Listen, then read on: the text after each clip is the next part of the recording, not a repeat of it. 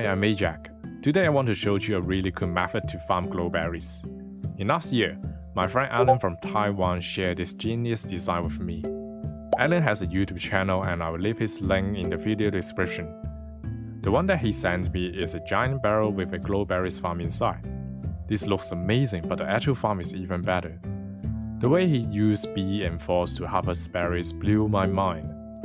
First thing, the bees leaves the beehive and pass this long tunnel to collect pollen from the flowering azalea leaves. Then they are slow in the cobwebs on their way back to the beehive, so they keep fertilizing the cave vines below. At the same time, the forces above trapdoor will pick the berries. The berries are dropped and collected by the hopper minecart. The farm design is so genius because the pollen can go through the trapdoor to make glowberries, and the frost can pick the berries through the trapdoor, making this farm fully automated. This is a really efficient and smart way to farm glowberries. So I told him that I have to borrow this idea, and I finally made my own design. I simplified the original design and reduced the farm scale. In the process, I discovered that the frost can reach the berries more than 1 block away from it. That's why the cave vines are 2 blocks long in my version. There's one more thing ridiculous about frost is that they can even pick the berries behind a full block. When I saw that, I was like, "Mak鬼呀?" I wanted to add glowberries indoor for decoration, but the frost just got rid of them for me.